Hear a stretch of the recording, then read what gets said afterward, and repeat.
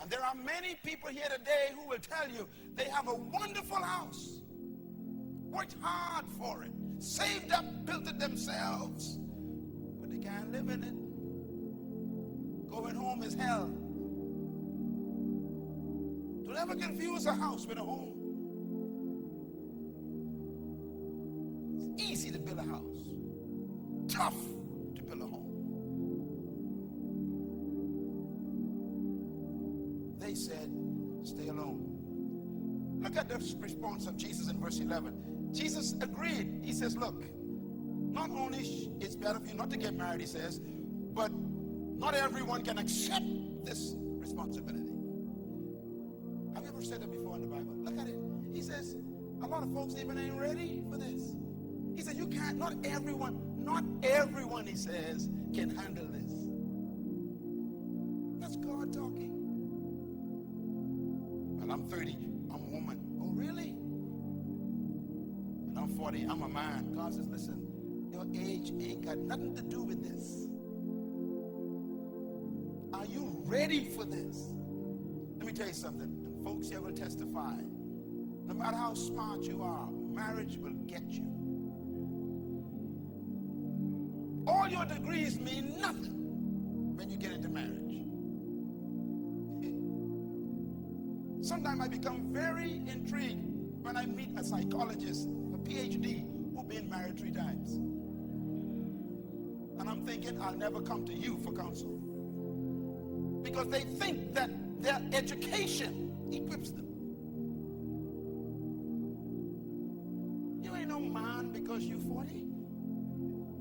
You's man when you can live with one woman for 40 years. Then you's man, but you's man. You go through her hormonal changes. If you survive her flashes, oh yeah. If you survive her saying, don't touch me, if you survive that, you's man now, you's man. You ain't a man because you're 40. Arturo, keep looking at me, okay? Just keep looking at me. Protect yourself, brother. You know, Jesus says, look, not everyone can accept this. Listen to him. He says, not everybody ready for this. In God's country, you got to be ready for marriage. And age is not the qualification.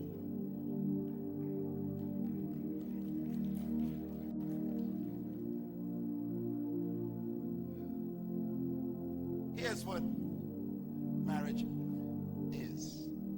Marriage is such a beautiful idea. Only God could have thought of it. It's his product. It's God's idea. It was not created by the government or the parliament or Congress. They should not be tampering with God's product. Leave it alone. You know, I like the way manufacturers talk when you buy the product. They always say, do not take this product to an unauthorized dealer to get it fixed, or we will cancel the warranty and guarantee. Let me tell you something. God canceled many marriages long time ago. He don't guarantee none of those stuff because we keep taking it to the wrong people to try to get it fixed.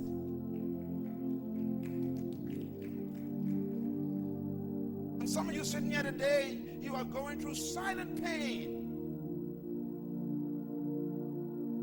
because you thought this product could be fixed by the registrar's office.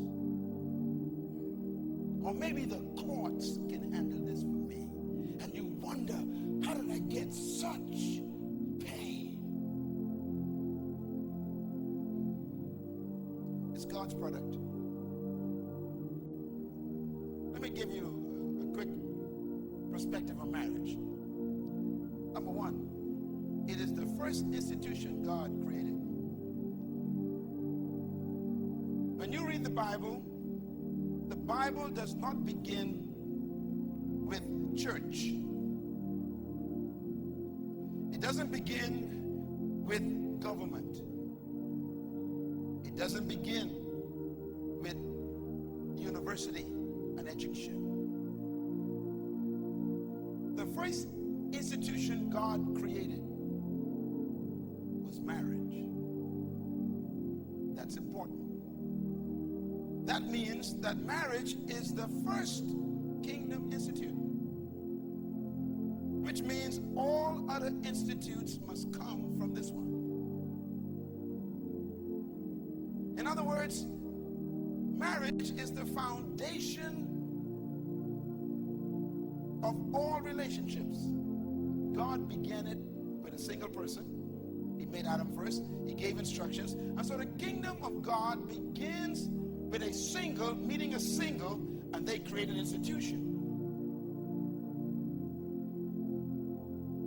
The kingdom of God regulates the relationships in the kingdom by the standards of our government in heaven.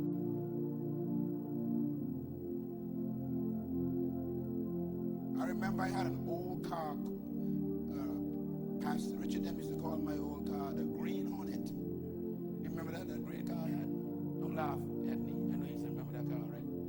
My old broken down car. When I came from college, I was just trying to make life work. And I kept that car together. And that car used to get me around the best it can. Second-hand car. And I took this car to get fixed one time to my friend who was a mechanic. And he couldn't find the part that it needed. So he said, I got to go to the junkyard. And I got to find a car that is similar. And he went and got this part from an old car that was a wreck and forced it on my car. He had to drill new screw holes. You all stay right there. They doing that to your car right now. You're paying money. And he was honest, He said, I can't find the part, but they don't make them no more.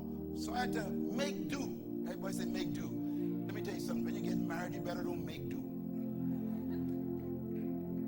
I lost that car because of a small little component that cost nothing. When he forced it on, it was an unauthorized part, not made by the manufacturer. And the car worked beautifully for 3 days. Sounds like some marriages. 3 months, and now you're complaining. I want to go back home. That's how tough it is when you try to take one person's product and try to fix it with someone else's parts. Marriage does not belong to earth. It came from heaven. God married Adam and Eve. So we keep forcing parts on our stuff. God is saying, it may run for a little bit, but when you start seeing smoke, not just coming out of the exhaust pipe, but coming in the car. That's where the smoke started coming. I'm like, where the smoke coming from? It started filling. I couldn't